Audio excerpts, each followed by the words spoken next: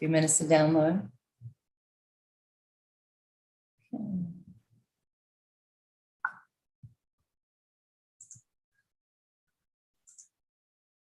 Okay, we are good. So we are live streaming. So welcome to the Harford County Delegation Weekly Meeting. We do have some special guests with us this morning. We briefly met them last Friday. So we do appreciate you all agreeing to come back with us this morning to where we can actually ask you basic questions in relationship to the Board of Ed and your positions there with the Board of Ed. So, and I ask that all the delegation, all members, Senate, House, be very respectful and remember, we're just actually asking the questions in reference to their positions, in reference to the Board of Education. And the guests, you can elect to not answer anything if something should come up, but I don't believe it should happen. So thank you again. And I guess we're going to try to do it within like 20 minutes. We, have a dead set cutoff within 30. So hopefully we can have all those answers, our questions answered by you within that time frame. And again, they should be very basic. So we're going to start out with the prayer. We're going to have Delegate McComas to do that for us, please. Everybody, please remain seated and just bow your head. Dear Lord, today is unfortunately a very serious historical event, the invasion of Ukraine, and we pray that there will not be many casualties and that this can be resolved through diplomacy as opposed to the gun and the missile. Want to acknowledge and hope the safe passage of Charity's parent. We're very sorry for that, her loss. In addition, we hope that this conversation has gotten rather heated considering the school board bills. We hope that we make the best decision for Harford County. Amen. Thank you, Delegate McComas. And now we have Delegate Johnson, if you would please lead us in the pledge.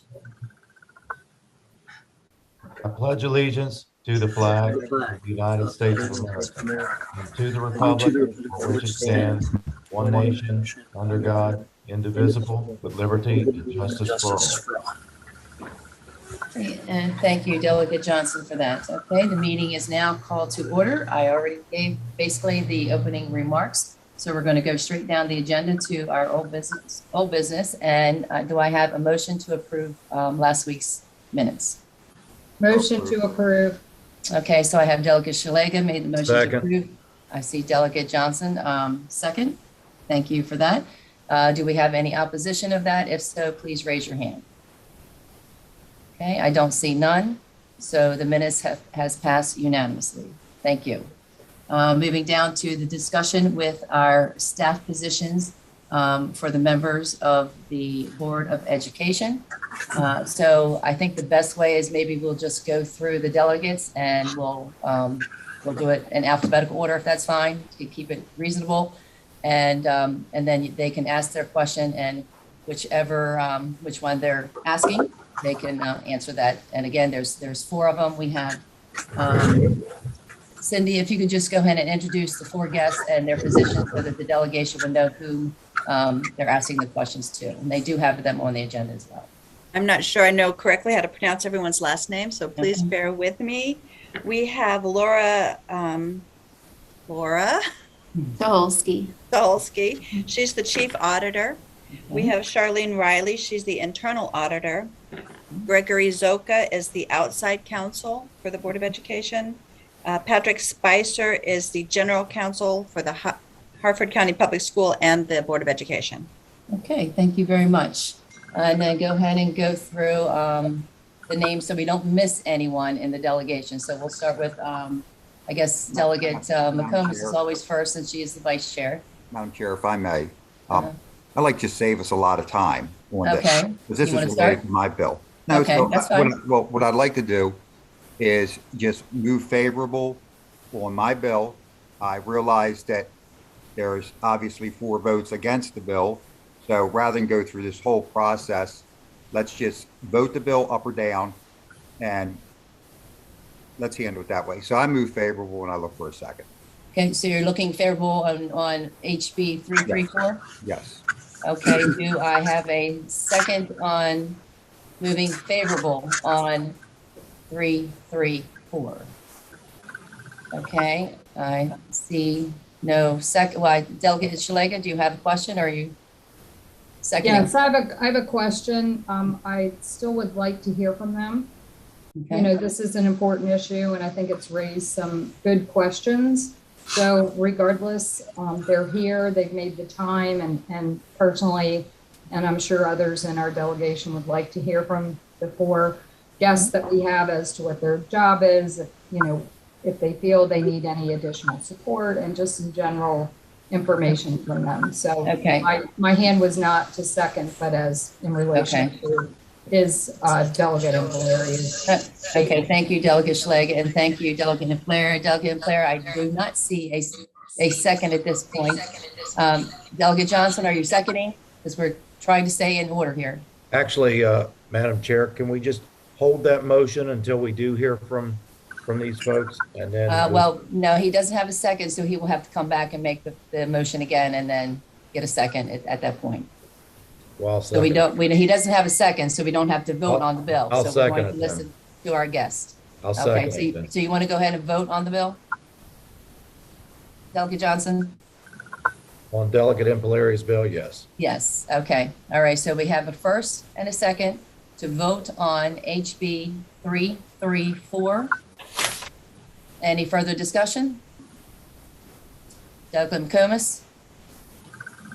You have to unmute yourself, please.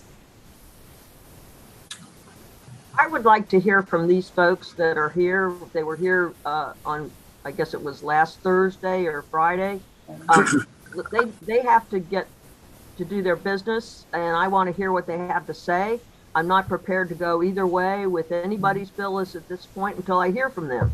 So I would like to hear from them. So I would like to temporarily table, if that's possible, or in other words, because I think we jumped ahead of the agenda here, haven't we?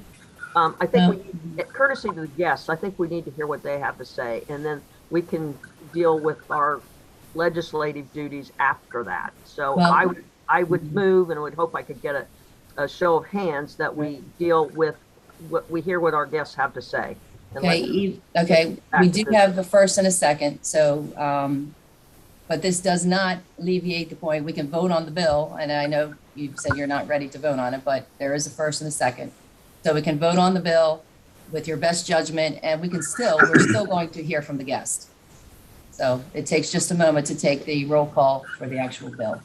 Delegate Arkan? Yeah, it seems illogical that we would call a vote on something when we literally need to hear from these people to know how we're going to vote. But since the maker of the motion would like to do that, I will move the previous question. Okay. All righty. Delegate Player, did you have another question? No, I just, like I said, it's obvious that there's at least 4 votes against the bill. We should just move the bill. We shouldn't waste these people's time. If someone wants to add other motions to other bills and they can stay here and they can answer those questions, that's fine. But, we just have to face the reality, whether a bill is good or bad, it doesn't matter. It's the votes there for it. And as you said, Delegate Riley, the votes aren't there for it. So let's move ahead and vote. So thank you. Okay. Thank you very much. All righty. Cindy, please take the roll call. Delegate McComas. I'm going to abstain because I think this is ass backwards. Okay, we don't need any Okay. additional, yes or no? Delegate Arakan. No. Delegate Griffith. No, and can I explain my vote? After the vote's taken. Thank you. Delegate Impalaria. Yes. Delegate Johnson. No. Delegate Lasanti. Abstain. Delegate Shaleka. No, Delegate Riley. No? That's 5 no's. The motion passes. Okay, thank you, No, Cindy. And no, hold up. No, oh, that's 5 votes. The motion doesn't pass. Fails. I mean, I would like it to be that. Oh, way. I'm sorry. I'm Yeah. sorry. I'm sorry. You're correct. Okay. I'm sorry. I stand Delegate corrected. Blair. Thanks. Thank you for that. I stand corrected. Okay, Delegate Griffith, quickly. Yes, just explain my vote. I appreciate all of Delegate Blair's work on this. I always worked very hard on this. I'm just concerned that there's too many components to the bill, increases the physical note. We want this bill to be simple, clean, as little impact as possible, and as little resistance as possible. So I appreciate it. I hope we're going to be aligned on ultimately doing something. But that's the reason no for this vote. Fortunately, we have another bite of the apple later this morning. Thank you. Okay, thank you. And Delegate Lasanti. Thank you, Madam Chair, and the rest of the delegation. I abstained, and I don't like to abstain on votes, but I had to on this for one reason. And the reason is that we, the Harford County community is looking to us to work together and to build consensus. Delegate Impalaria has a very thoughtful bill that has a lot of components in it, and I think that needs to be incorporated into any bill if we move forward. So I'm going to abstain right now. So on the idea that there are components of his bill that I think need to be incorporated into the larger bill. And we'll discuss that as we go forward. Okay, thank you very much, Delegate Lasanti. Now I am going to move over to the guest. So this will be the delegate's opportunity. As Delegate Lasanti said, I know that she has some possible amendments coming forward. So I would like to hear from the guests at this point. So Cindy, if you would please call the delegation in order. But starting with the Vice Chair of Delegate McComas. I'm sorry. Remember, please keep questions brief and to the point. Okay. So we're starting with Delegate McComas. Please unmute yourself. I wasn't. I don't want to hear my questions. I want to hear what the folks do and if they think it's working, because obviously I think I think all of them have currently been in place for a period of time. They can just tell us how long and how it's worked. So that's what I want to know. Okay, so basically, are you making a motion to just let all four of the guests just speak and tell us what they do, who hired them, and so on and so forth?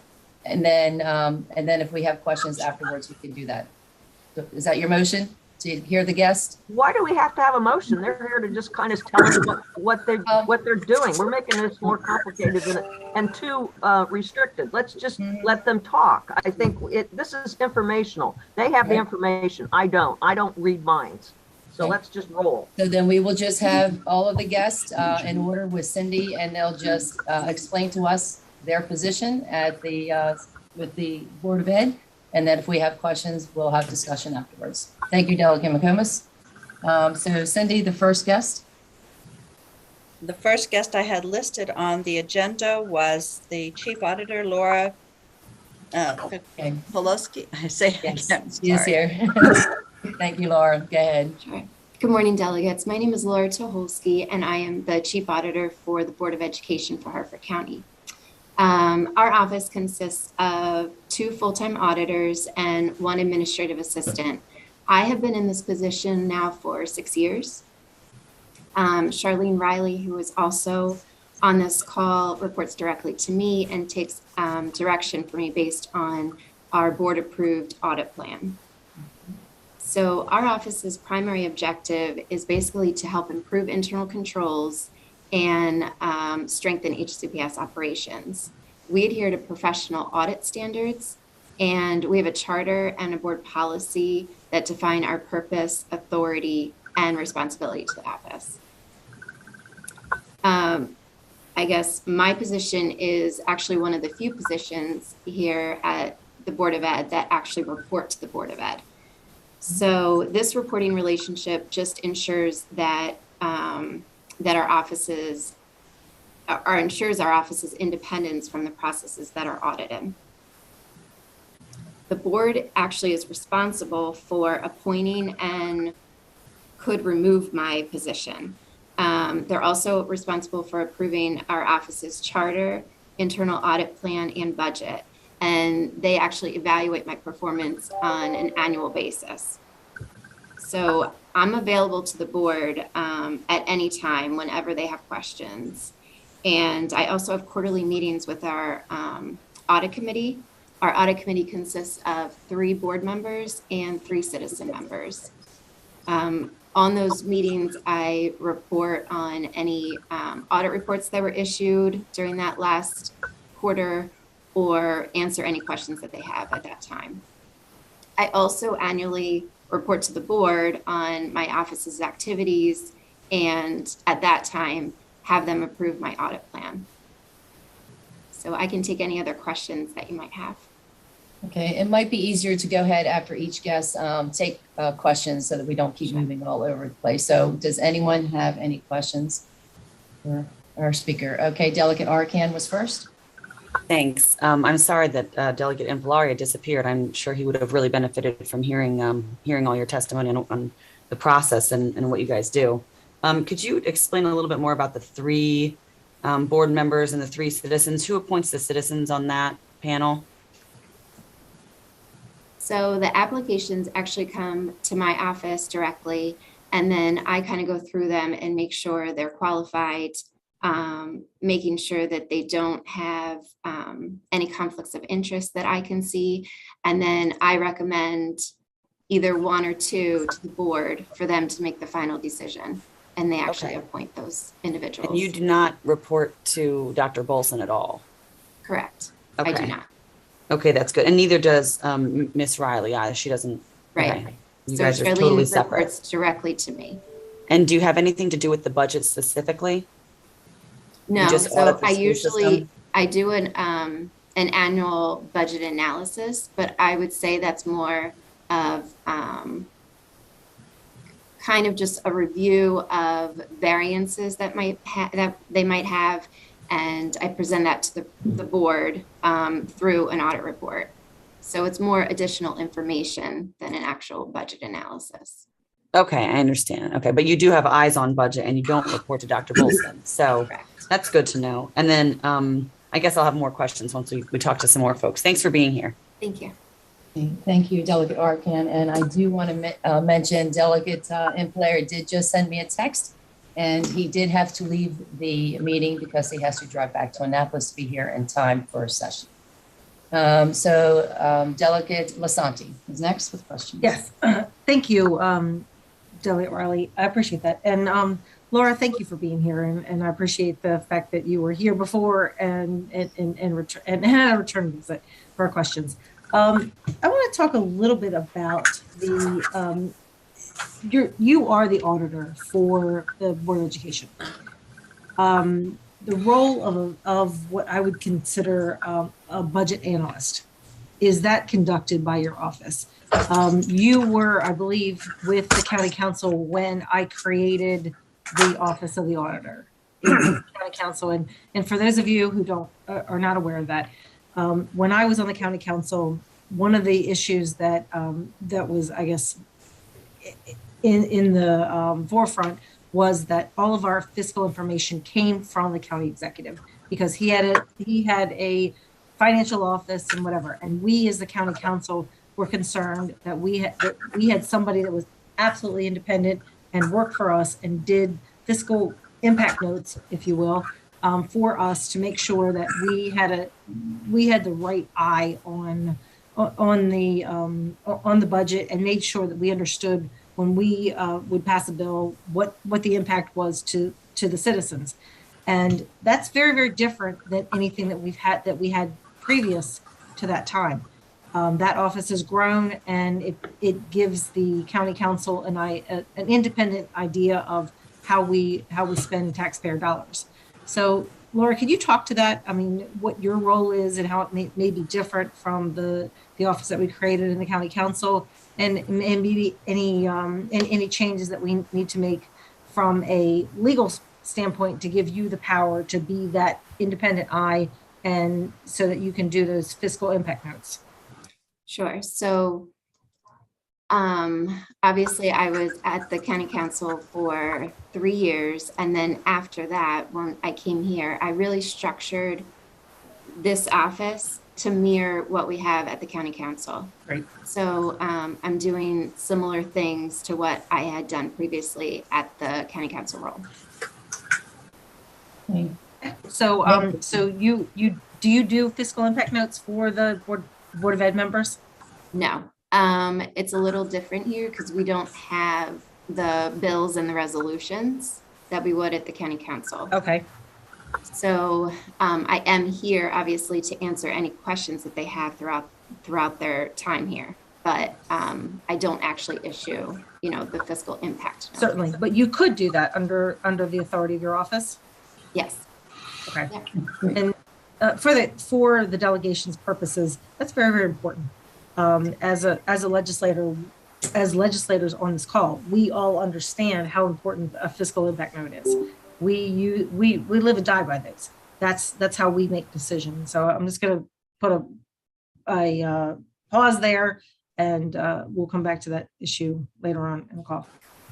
Okay, thank you, Delegate Lasanti. Do I see any other questions for Laura? Okay, I do not. So we will move on to the next speaker, Cindy. Ms. Charlene Riley, she's the internal auditor. Okay. Ms. Riley, you can begin.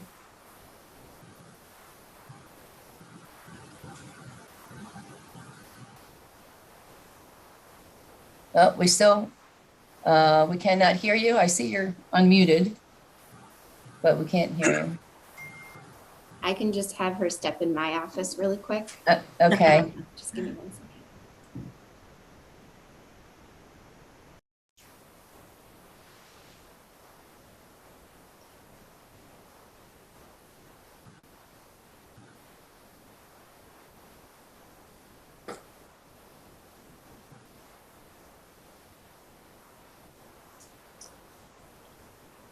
That one is muted though, Ms. Riley. You'll have to mute that computer. Okay, is that better? Yes, thank you so much. Okay, good. Good morning, delegates. I really don't have too much to add to what Laura has already said. I've been an internal auditor for 35 years with the federal government, and then I've been here with Harford County for the past year. So I think Laura did an excellent job explaining like our independence and our structure and the types of audits that we do. So if you have any other questions for me, I'd be glad to try and answer them. Okay, thank you, Ms. Riley. Do I see any questions? Charlie, okay, I see Delegate Shalega and then Delegate Johnson. Thanks, Madam Chair. And I guess this would be for Laura or Charlene, probably Laura, if you're still there in the office with Charlene. Do you, when somebody from the board or a citizen or the council has a question about a budget item, do they go to you? Are you the one they ask, like, I want to know a little bit more about this particular budget item? I think it depends on the individual. So some people feel, fine going to management and getting that information. And some of the board members reach out directly to me.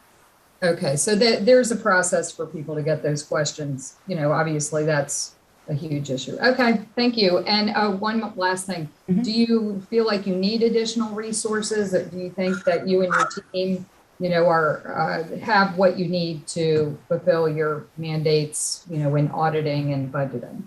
So I actually just got Charlene's position, a year ago. So I was very happy with that. We definitely needed someone else. I think, obviously, ideally, there would be one more person, but right now, I think this works for us. Great. Thank you so much again for being here. I'm sorry that, we didn't get right to you, but I'm glad we heard from you. Thank you. Thank you. Thank you, Delegate Shalega. And now Delegate Johnson. Thank you, Madam Chairman. Charlene, do you work strictly for the Board of Ed, or do you do any work for the Harford County Public School System? We report directly to the Board of Education. Okay. All right. And again, thanks for coming back to talk to us. Thank you, Madam Chair. Okay, thank you, Delegate Johnson and Delegate Lasanti. Thank you. Quick question. Are you, what is your employment status? I'm a full-time internal auditor. Hired and, are you annually budgeted? How does your position work? Yes, we're annually budgeted. So you're not a chartered employee, is that correct? No. Okay, so basically pursuant to the annual budget, your position can, the position and your roles can change. Is that right? I'm not quite sure what you mean What by you that. mean? Because we have an audit chart, because our office is chartered. How is it chartered? We have, okay. Yes, thanks, Laura. Yeah, that was pretty technical, sorry. Okay, so our office structure could definitely change, but that would be obviously approved by the board. So management could not change that on their own. Okay, and so you work at the pleasure of the Board of Education. Correct. There, thank you. All righty. Thank you, Delegate Lasanti. And now, any further questions? No, we will move to our second guest. Okay, don't see any, so thank you both. And if you would hang on just in case someone else has another question for you, we will move to our third guest. That's Cindy? Gregory Zoka. He's the outside attorney. Okay, Gregory, at any time, please. Sure. Good morning. My name is Gregory Zoka. I'm a principal in the law firm of Stark and Keenan. I act as counsel to the Board of Education. I held that role for approximately 5 years in the 1980s. I came back at the invitation of Dr. Leonard Wheeler in 2012. And there was a need expressed to me at that time for independent counsel to represent the board in a number of matters. Principally, you saw a rise at that time in appeals to the Board of Education from decisions of the superintendent. And because general counsel was usually involved in those cases, they couldn't represent the board in connection with the appeals that were taken to the board. And so since that time, I've participated in, over 100 cases as appeals are taken. I'm charged with the responsibility of assembling documents for purposes of the hearing. I receive memoranda of law from people involved, either appellants or attorneys. And then what I do is to arrange for a meeting with a board panel, and the board panel consists of no less than 5 members of the board. They're provided with all the exhibits and memorandum in the case. The board then reviews that information and renders a decision in the case and instructs me to issue a written decision in conformance with their fact finding in the case, which I then send on to the appellant and to counsel for the board, or if it is not a matter in which Mr. Spicer's involved, but someone else, and they receive a copy of that decision. I also provide advice to the board on matters involving Open Meetings Act, any legal matter which comes before the board, they will consult with me. And the purpose for that is, and it was expressed to me by Dr. Wheeler, is that they believe that having independent information provided to them did not put counsel for the Board of Education in an awkward position of essentially representing two different sides.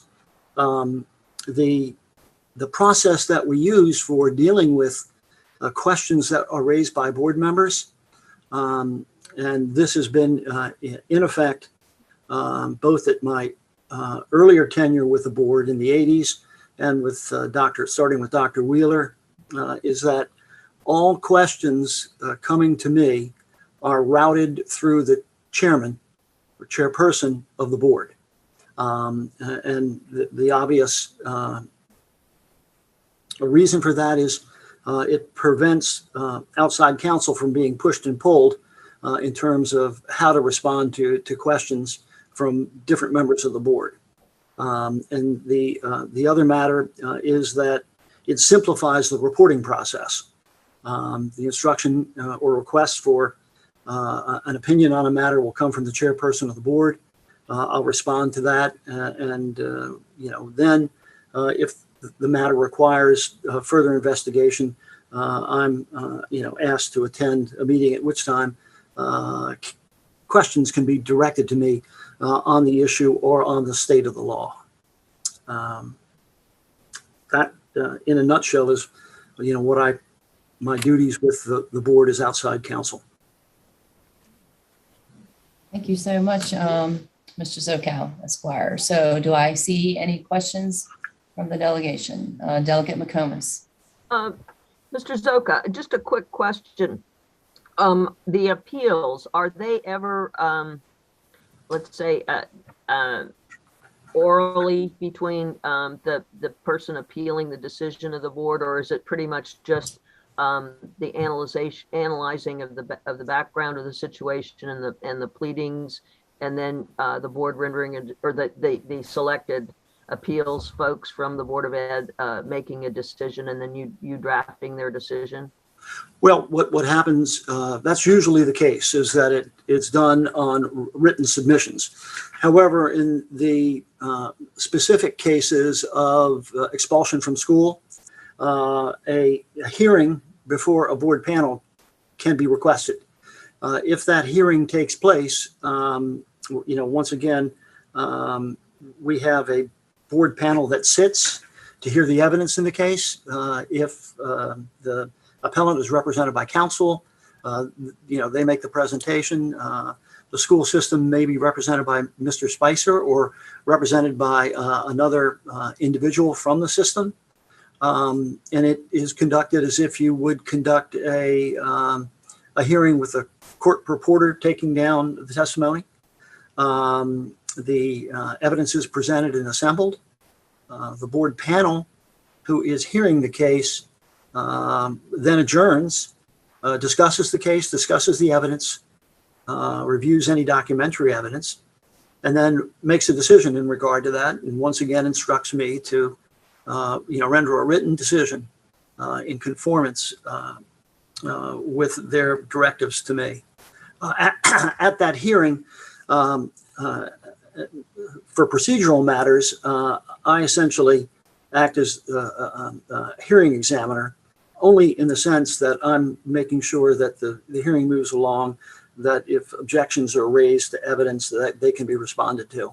But I take no part in the decision-making process. What is the burden on who advises the school board what the burden of proof is, or, like a judge would do, like jury instructions? Is that done, or? Yeah, well, I mean, I think there's a general understanding at the board level, because we've conducted presentations to the board on hearings and essentially what's involved. Certainly, in most cases, the burden is on the appellant to show that the decision of the superintendent was arbitrary, illegal, or unreasonable. Oh, unreasonable. Okay.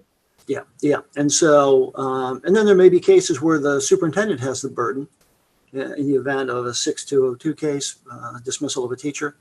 But that essentially would be the burden that you would have in those kind of hearings.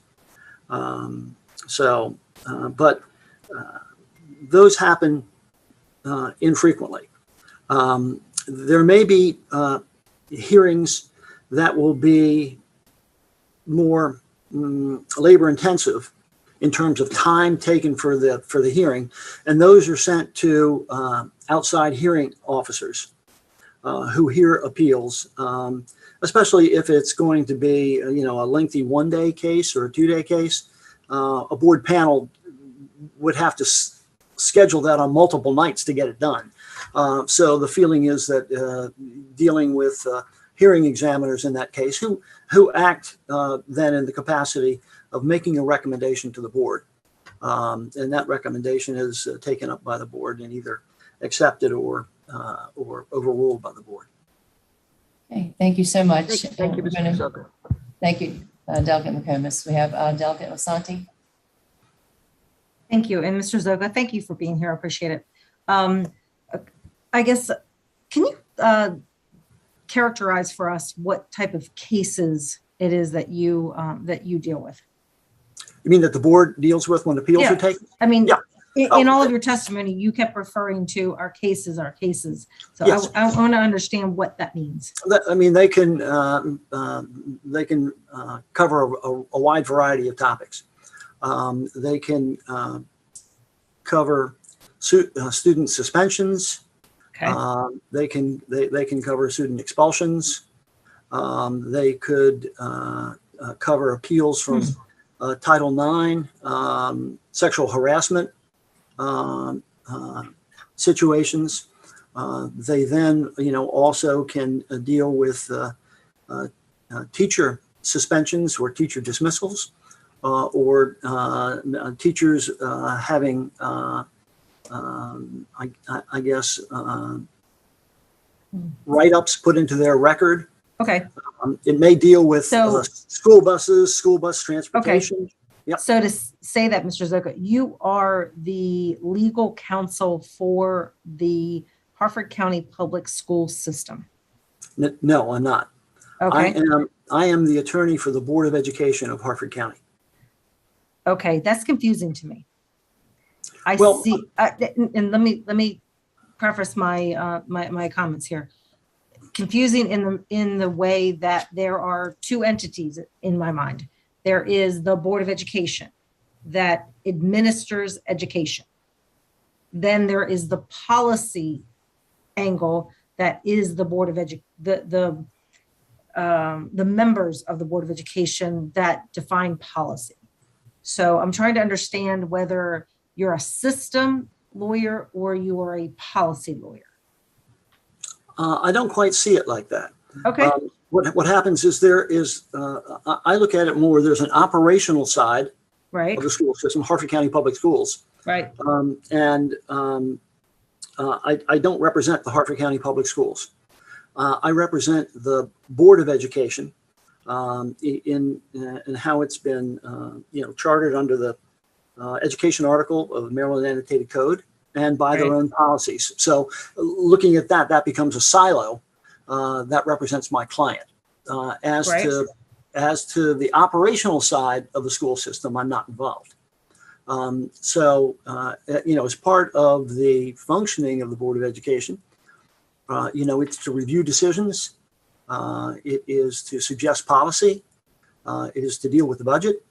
And so there are areas that the board by statute has been charged with. And it's only within a few of those areas that I'm consulted by the board for questions. I'm following you. So there's a gap. There are different responsibilities for the Harford County Public Schools as opposed to the Board of Education. Correct. And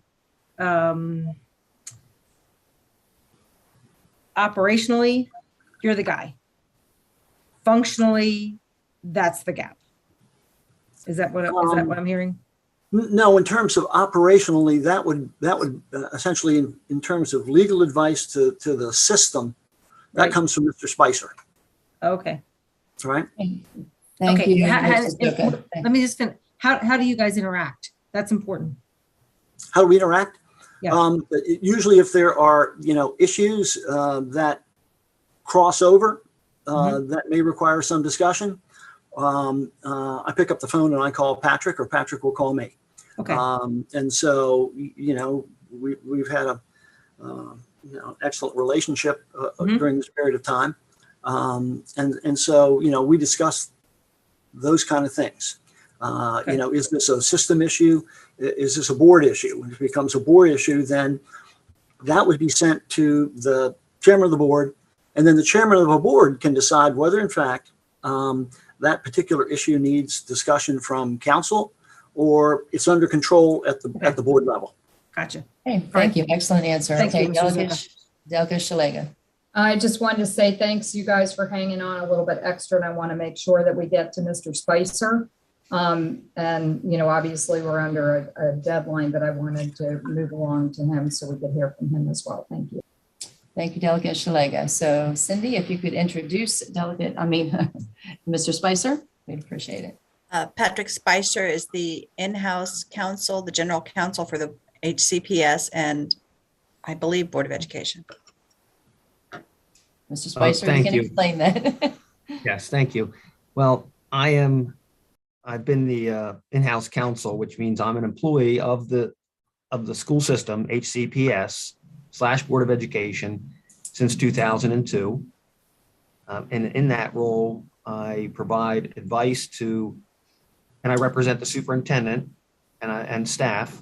And in that role, I provide advice to the superintendent and staff regarding a variety of matters because as a school system, as a public school system, we do a lot of things that have a lot of legal regulation.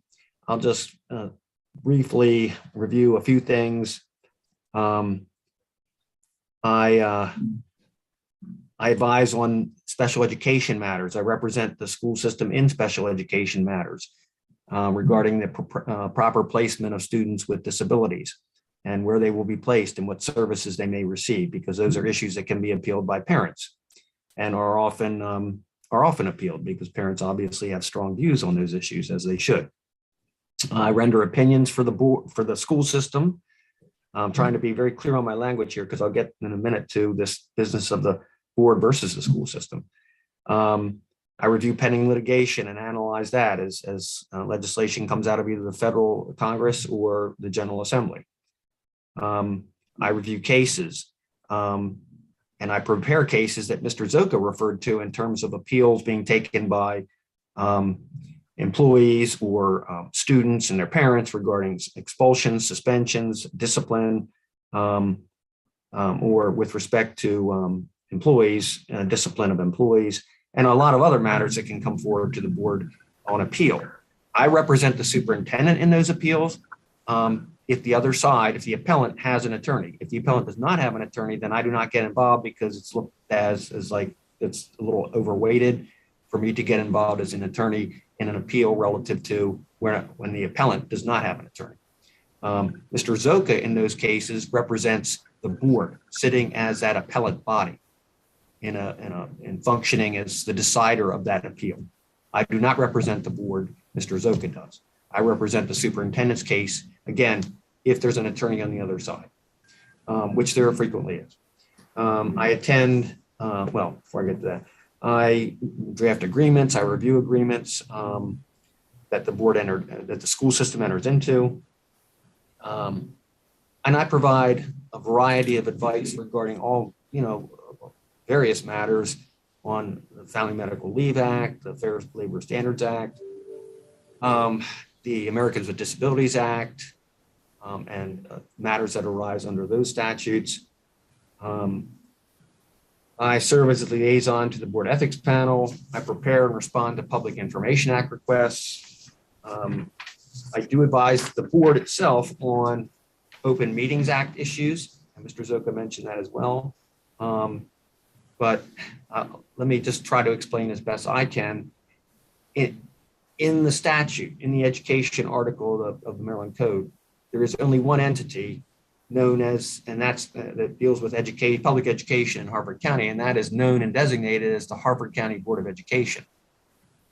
It doesn't say Harford County Board of Education, and the statute doesn't then say and Harford County Public Schools.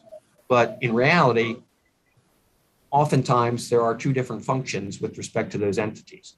There is the Harford County Board of Education generally, which subsumes within it the entire school system. And then sometimes the Harford County Board of Education, as the 9, 10 members, operates as in this appellate role to hear cases, as Mr. Zoka alluded to, and also operates as a body that may have disagreements or a situation where the superintendent and the board, because the board oversees and hires a superintendent and evaluates a superintendent, and the superintendent and the rest of the administration may have a divergence of interest. The appeals are the best example of that. That's a classic example of where there's a divergence of interest. There are a few, very rarely, but they happen. There are other times when the board and the superintendent may have a disagreement, or disagreement's a strong word, I guess, but different positions relative to a matter that comes up, and the board feels like, well, we think it should be done this way, and the superintendent says, well, I feel like it should be done that way, and that doesn't happen often. But in those instances, Mr. Zoka, the matter would be referred to Mr. Zoka to represent the board's position, and I would represent the superintendent's position. To the extent that there is not any conflict of interest between the board as a separate entity, if you will, and 10 members, and the superintendent and the staff, which I call the administration, I provide legal services in those situations because I'm on a salary, and frankly, it's a cost saving measure because Mr. Zoka is an outside attorney, and I mean, no disrespect to Mr. Zoka, because I certainly was an outside, private attorney too. But, we pay on an hourly rate for Mr. Zoka's time, which is well worth it. But if I can do it, and based on, nobody has to pay me any more than my salary. So I try, and the system tries to utilize my services as much as possible, as long as there's not a conflict of interest between the board and the superintendent/administration. Thank you, Mr. Spicer. Excellent explanation of your job duties. We really appreciate it. We are a little pressed for time here. I do see Delegate Arkan will take your question. Yeah, this is just a really quick clarifying. So if the Board of Ed is sued, which one of you will be representing them? The Board of Ed, not. Right. Well, it depends on the nature of the suit. I mean, there's generally, if the Board of Education is sued for monetary damages or in a claim that involves monetary damages, we utilize outside counsel for that through our membership in the MABE, Maryland Association of Boards of Education insurance pool. And they provide basically what you call insurance defense counsel, because we paid, like you pay for car insurance and you're in an accident, the insurance company gives you counsel. It's the same thing when we are sued for monetary damages because there's been an accident on a playground or because there's a discrimination claim. If there's monetary damages claim, then outside counsel, not Mr. Zoka, not myself, but an insurance defense counsel provided by the MABE self-insurance pool will handle that case. Okay, and is that the same if somebody sues Dr. Bolson? Usually, it's very rare. Well, yes. In short answer, yes. Okay. It's rare. That's great. Thank you for clarifying that. I appreciate it. Thank you, Delegate Arkan. Delegate Asante, very short, please.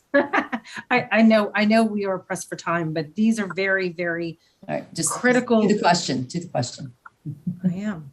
Thank you, Mr. Spicer. Thank you very much. And I think you've done a great job of explaining the divergence of interest. If money was no matter, would it be helpful to have additional staff? Is there a cost saving measure to be able to have somebody to assist you versus seeking outside counsel? In that regard, just this past year, this current fiscal year, we did add one staff attorney for me. And I would say that that's helped substantially. And I would feel it would be premature to say that we needed anybody more or any other personnel at this juncture until we get a full sense of my staff attorney, whose name is John Burke, and how his functioning and the workload and so forth. So at this time, I would say no. And are you chartered? How does what is the authority of your office? I'm an employed attorney of the board, and I have a job description. All right, thank you. Okay, thank you, Delegate Asante. Last question from Delegate McComas. Quickly, please. Unmute yourself. I was wondering, are we going to hear from the lady that handles the ombudsman office at all, that deals with the public to try to find out questions that the public or the school board has about specific issues, that then they can call the particular school that's the issue and then drill back and find, provide the information either to the parent or to the school board? Because I'd understood that there was maybe ombudswoman, but in other words, it's that position, and it has been in effect for about 5 months. I was just wondering if we were going to hear from anybody there, or if maybe Mr. Spicer, because he's closest, could talk about that. Thank you. Well, that person, I don't know whether she's not present, nor do I think she was within the scope of the proposed legislation, but her role is to serve as an ombudsman and a service provider to parents and other concerned citizens about issues going on with the school system. She will receive telephone calls, emails, and communications, usually in those forms, and respond to those as best she can. Many times she will seek, information from the applicable staff that has the subject matter expertise and try to help her provide advice. And she, my knowledge is that she, responds to those inquiries as best she can. Obviously, people are not always satisfied with the answers, but she makes every effort to respond to them as quickly and as completely as possible. Okay, thank you. I have the last question. How long has she been on the job, Mr. Spicer? I would say, I think about a year. It's been within a year or so. Okay. And then do you feel that with the COVID and the schools being closed and the masks, that this has caused some issues with the community, with their children? In other words, that the frustration level with the Board of Education and just the whole climate has kind of exacerbated things? I mean, you've been there for almost 20 years. Yes. Yeah. Yes. Well, obviously the public is, there's elements of the public that are unhappy with the COVID preventative measures, and they've expressed that. Thank you. All right, thank you, Delegate McComas. So just to follow up with that, so I don't see any other questions. I would like to thank the guests, extremely grateful that you came on this morning, and we're sorry that we went over a little bit, but hopefully we haven't interrupted your day so much. But thank you for answering our questions. You did a fabulous job in explaining everything, and which kept the questions, limited. So thank you again. You're more than happy to stay on until we're finished, but you can, also log off. And we just want to say thank you. Thanks very much. Thank you for what you do. You did apparently a very good job. Excellent job. See ya. Thank you. Bye. Okay. All righty. So now we're going to, because we have a short amount of time, we do have to get to the appointments for the liquor board. So we do have one other House bill that we need to discuss. So we will move on to that, which is D, which is HB 603. Delegate Griffith, do we have any discussion at this point? I know we've had this bill many times already, have heard it for like the last 5 weeks, just like the last bill. So I'm open for discussion. Delegate Griffith. Thank you, Madam Chair. And this is obviously something we've all been working on for a long time. We're definitely late in session at this point. We have work groups over the summer. We discussed this at length last session, at length this session. We've heard from countless parents and families on this at this point. I appreciate the employer's bill. It's clear to me that he wants to see something done here too. Unfortunately, he's not with us. I know Delegate Montgomery had many concerns, and I respect and understand those concerns. Delegate Asante has a amendment package as well that I appreciate and respect her efforts as well. I've talked to the senators. I've talked to every member of this delegation repeatedly about this. Nothing's going to be perfect. We do. I would prefer an all-elected school board. My compromise was one member appointed by the county executive, confirmed by 3 members of the county council. The senator's version has 3 members appointed by the county executive, confirmed by the county council.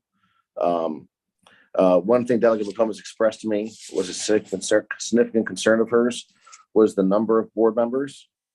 My version had 7. She's expressed to me her concern about the workload of the Board of Education members, only being 7 members.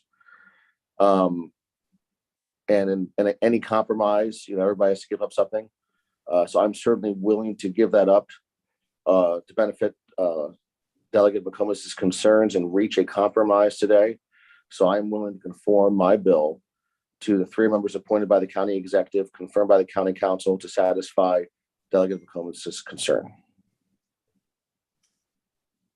Okay.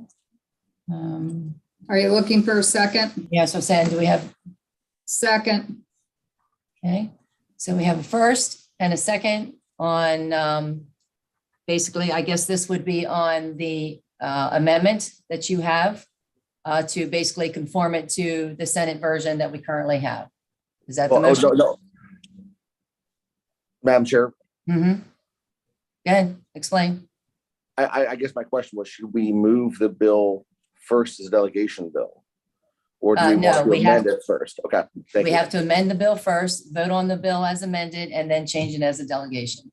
So the motion that you have on the table was to make it identical to the Senate. So I guess that's the amendment that you're speaking of. And then we have a second by Delegate Shalega. So now we're open. Uh-huh. One more thing that conforms to the senator's bill. Mhm. There's a provision in their bill that requires the county executive and the county council to consider demographics, race, gender, religion, and so forth of the county makeup when considering the appointments. Okay. We wanted that a little bit of a guardrail in there to also satisfy members of the delegation. Okay. All righty. So we have a first and a second on the amendment to conform it to the Senate version that's out there that we've all seen. We have a second on that motion. Now we're open for discussion. So I see Delegate Lasanti. Thank you, Madam Chair. And so Delegate Griffith, let me be really specific. I have worked diligently over the last month and 2 weeks, basically, to incorporate comments that have been received from the public on your bill. You, over and over again, you try to oversimplify a very complicated process. And let me be clear, the operations and administration of the Board of Education has been an issue of conflict for 20 years in Harford County. So the idea that we are just changing the balance of power and shifting some things without looking at the complexity of the operations is a little disingenuous to the public.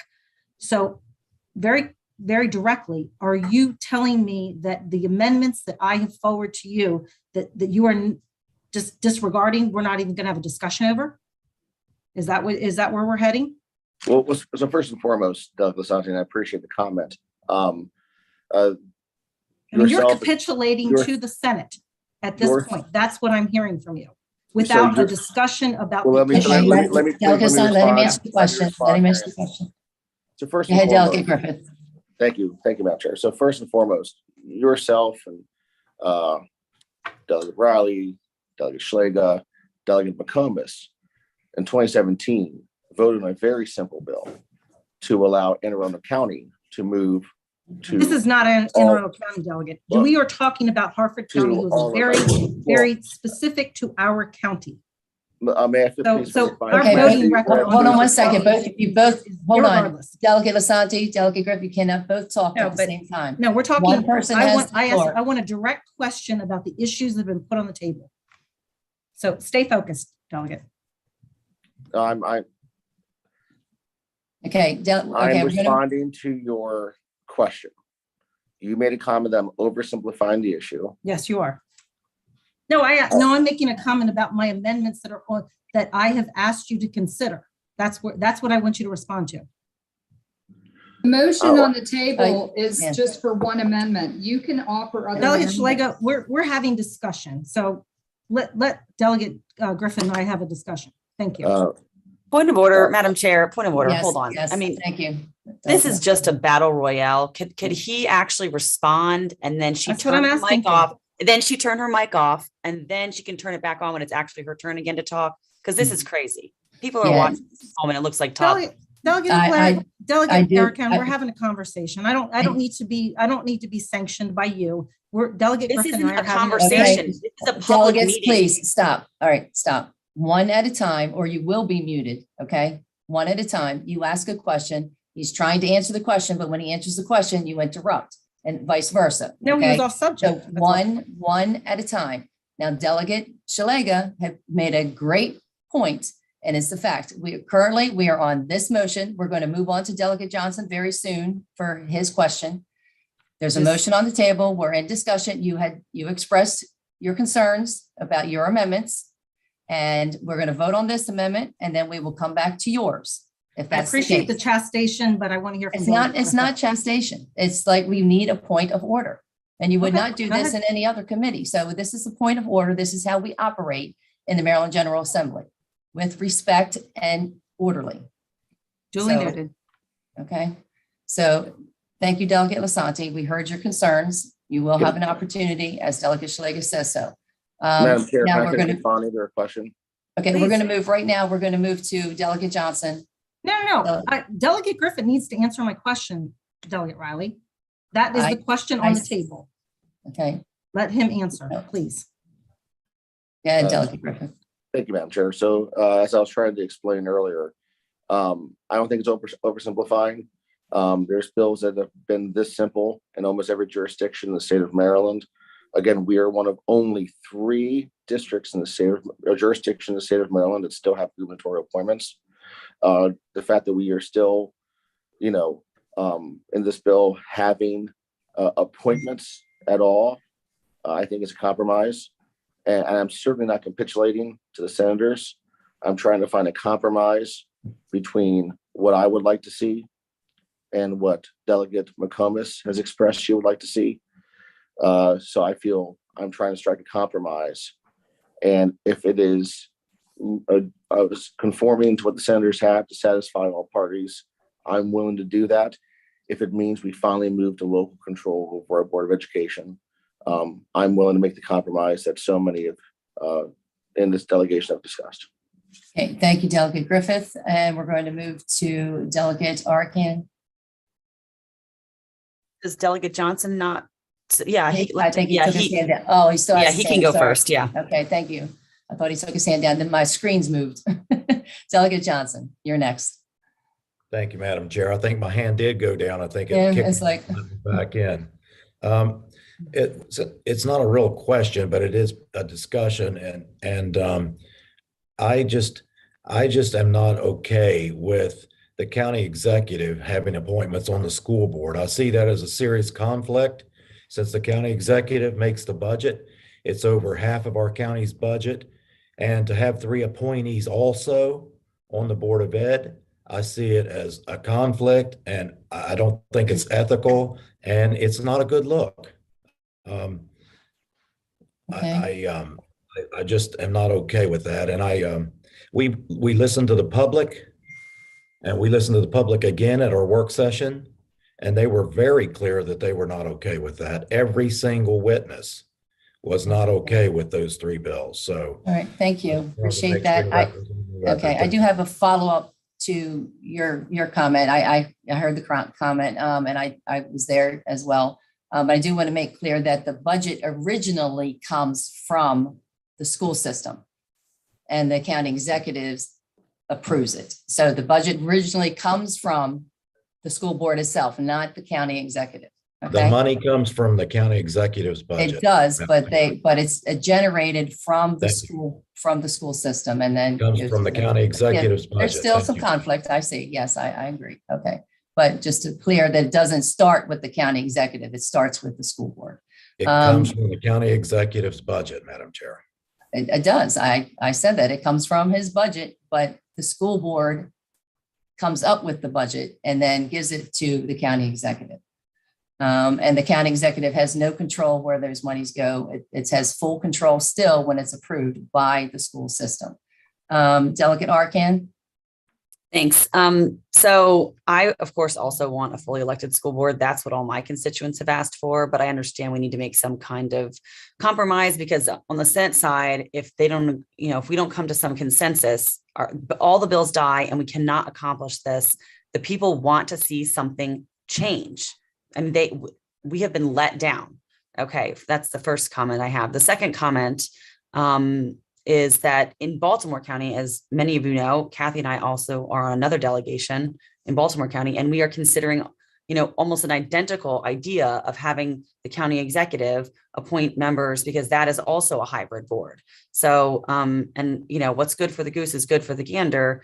In that county, we've had no comments from anyone claiming that there's some kind of conflict of interest at all between the school board and the county executive at all. So I don't see any issue there, other than I would, of course, prefer to have just straight an elected school board like almost every other county in the state. This is not too much to ask, but compromise has to happen. Something needs to change, and it needs to change immediately. So I support the amendments, and I look forward to coming to some kind of agreement with both chambers so that we can do something for the people of Harford County who've suffered for 2 years. Okay, we have a couple more questions. I'm just going to mention, please stay on the amendment. That's the motion on the floor. Delegate McComas. Well, you just unmuted. You muted yourself. Okay, it seems to me we are going down a road where we've had a pandemic, we've had mask mandates, everybody's been locked down for 2 years. The public is very upset. I get it. But do you make policy when everybody is upset and then a year later, oh, we don't like this because we don't like who we elected? So I'm just saying that, we need to step back, because we don't want to make changes if they're not good changes. That's all I'm going to say. And I think that we have to consider that Delegate Johnson and Delegate Lasante represent the lower part of the county, and they're concerned about their constituents, and that's a fair thing. I mean, the school system deals with everybody in the whole county. And I've been inundated, but with a lot of folks from the north, not from my district necessarily, or the south. So all I'm saying is we need to reach a compromise.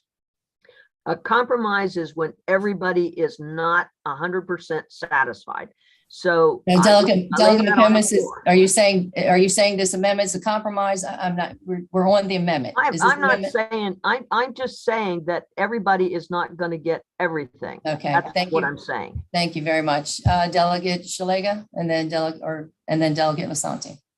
Thank you. I just want to note that not everybody, as Delegate Johnson says, is opposed to this. I've had many, many, many citizens contact me. They know that the county executive is elected by Harford County voters. The governor may or may not get a plurality of votes from Harford County. Harford County citizens know they can go right down to Bel Air and actually meet with the county executive if they are upset about appointments or want input. And Harford County citizens cannot go to Annapolis and see the governor. It just doesn't work that way. So by keeping this franchise in Annapolis, you are disenfranchising voters and you are disrespecting the votes of people in Harford County. When you let Martin O'Malley select Harford County board members when he got a far short of a majority of votes in Harford County, that does not serve the people of Harford County. So local control is best. And I urge this delegation to put that appointment process in the hands of the county executive who actually knows people from Harford County. Thank you. Okay, and I'm going to have Delegate Asante, you're going to have the last response here, because heard from pretty much every delegate Sure. here today. So Thank you. quickly. And friends in this delegation, I implore you, education should not be political. And we are making it political. What I've heard today is disturbing, quite frankly. Look, every one of us understand that parents are concerned. People that don't have children are concerned about the decisions that are made in our school system, and we want a voice. I got that, and I want a voice as much as you guys do. I have, in good faith, put some amendments on this table to compromise with my Republican colleagues. The compromise that we are talking about today is not with Delegate Johnson and I and the constituents that we represent. The compromise that you're putting on the table today is to capitulate with the Senate. We are not in the business of capitulating with a bicameral House. That is how we operate. We are the people's house, and we work for the people. The Senate is a separate chamber. And the idea that all of you will not even acknowledge the work that I put into amendments that make this system better. I'm not finished, Delegate. Well, no, but you've already said this. You've made your point. Right now on the table, so you're going to cut me off. That's fine. No, I'm not. I'm going to tell you. No, I'm not. You already had that discussion. We heard you. We told you there is a process. You have the opportunity for your amendments. This is on one amendment right now. So the amendment is to capitulate with the Senate. So it is for open discussion. We are not. Delegate Asante, if you don't like the amendment, vote no. That's the process. So the amendment you can bring up your amendment, and you have a first and a second. Please restate the amendment so that we are clear on what we are voting on. The amendment is basically conforming our Delegate Griffith's bill, HB 603, to the Senate version. I don't have that Senate one, but the amendment is to make it identical to the Senate version. And Delegate Griffith, do you know that number offhand? So my question is Senate Bill 908. I'm sorry? Senate Bill 908. Senate Bill 908. To a Senate bill that is diametrically opposed to the House bill that is currently in rules. So the idea is to conform to that so that we can deal with the cross-file issue. Is that what the vote is today? I will let Delegate Griffith explain that. Delegate Griffith, can you answer Delegate Asante? Yes, Madam Chair, and thank you for the question. So the only thing difference between my bill and the Senate bill, there are only two differences. The first difference is it changes from my bill with one member appointed by the county executive, confirmed by the county council, increases that to 3. And the only other change is the Senate bill, and something I should have thought of, I did not. I think this makes the bill better for all of us, requires the county executive and the county council to consider the diversity of the county when making these appointments. But I'm kind of confused. Answer. Let me finish the answer, please. Okay. And the only difference this makes at all from current law is changes the 3 appointments from governor to county executive. So this bill in the version of the Senate only makes one small change to the law. Thank you. Okay, so, but my question is this though, and I've heard discussion about a fully elected school board, and none of the bills do that. Is that right? Delegate Griffith, I believe, explained the concept of that, and he still feels that it is fully elected. Delegate Delegate Griffith. No, again, we talk about compromise. We have just had a lot of conversations with you and Delegate McComas. I feel like I would prefer all elected. I feel this is the compromise position. And in order to get something done this year, I'm willing to make multiple compromises, which I feel I've done at this point. And I hope the majority of the delegation agrees. Thank you. Okay, we are running out of time. Thank you. We do have to move on the amendment.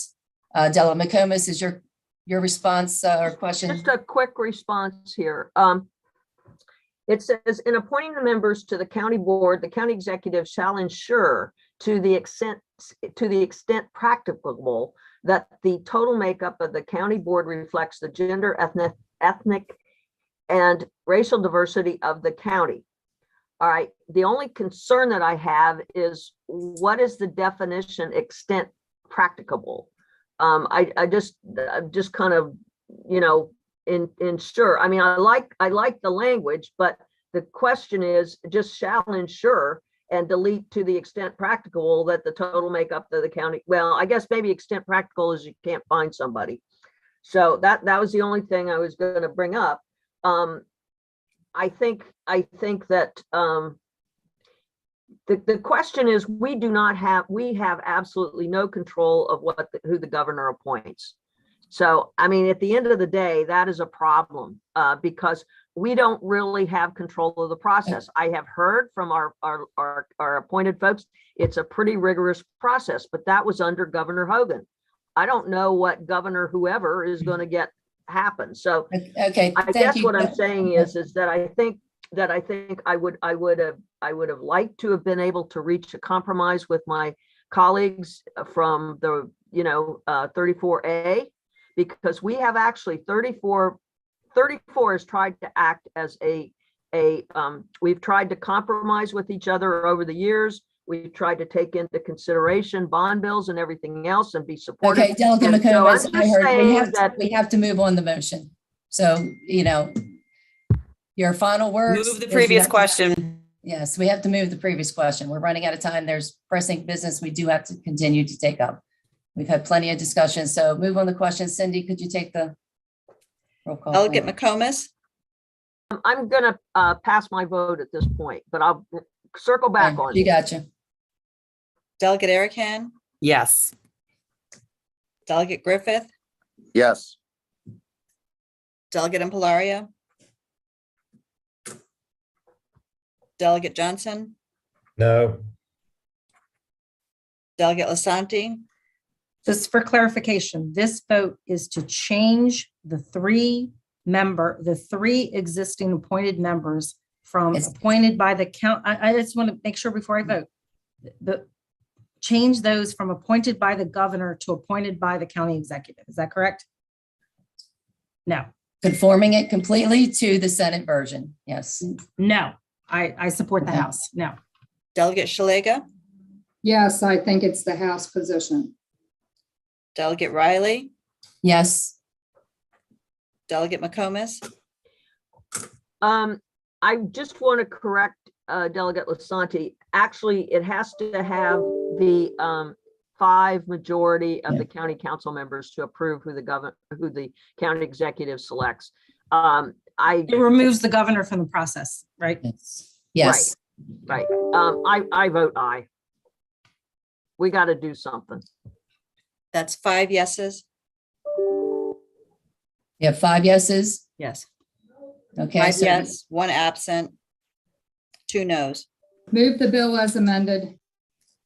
Okay, Second. do I have a second? Second. Okay, we have first and a second. Please. Who was the first? I'm sorry, Shalega and Erican second. Yes. Delegate Everyone McComas, staying with the same vote Aye. from the previous bill? I have a procedural question. I'm sorry. Okay. Go ahead. Procedural question is that this vote is to make Delegate Griffith's bill a delegation bill. Is that correct? No, not yet. This Vote on motion the is, bill as amended. That's my motion. we have to move on the bill Okay, I'll as come- amended. So is everyone staying with their same vote? Okay, so motion. Delegate Chairman, you should call the roll so we have Okay. it in the All right. record. Okay, thank you. Cindy? Delegate McComas, Just Unmute. for clarification. Okay, we are voting on that to make the bill's been amended to the Senate bill, and we are voting to make We are voting our in bill, support the of the Senate bill. bill conform to the Senate and the delegation bill, correct?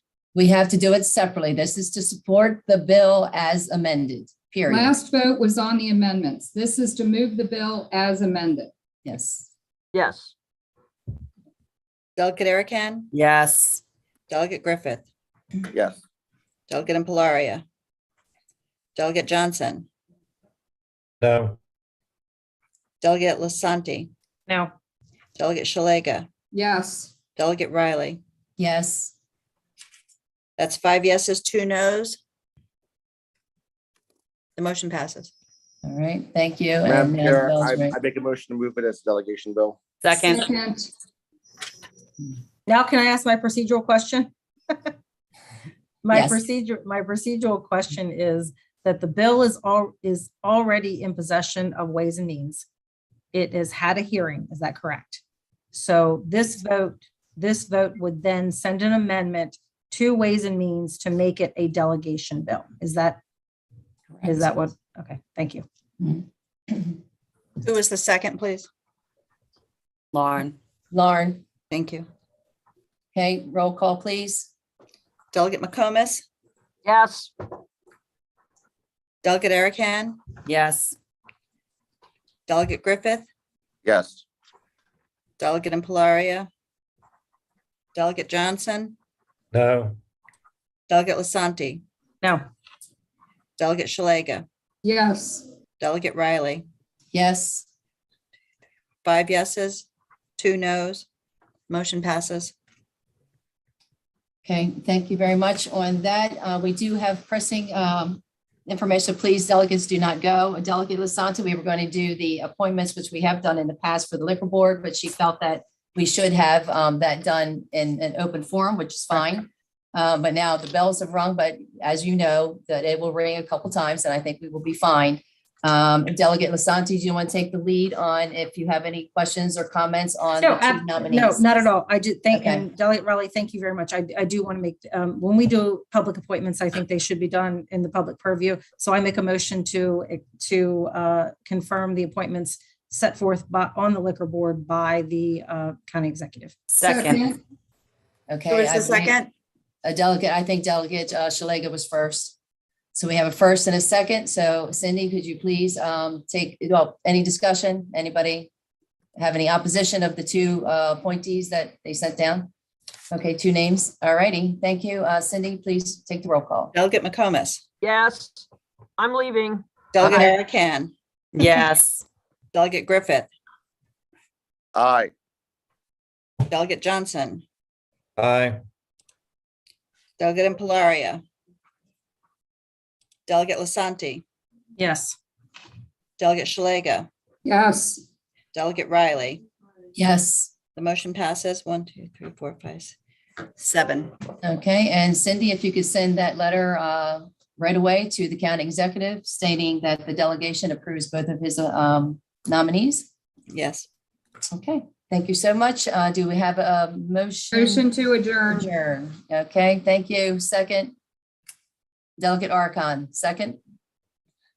Yes. Thank Thank you you. very much. Thank you, everyone, for being patient for today and for being very respectful of our guest. Dr. Thank you. Bolson was on. Did you want to say anything Oh, to him? that's right. Dr. Bolson, thank you so much. As we were getting later and later, you did suggest that you would reschedule. Thank you. Not a problem. Happy to come back.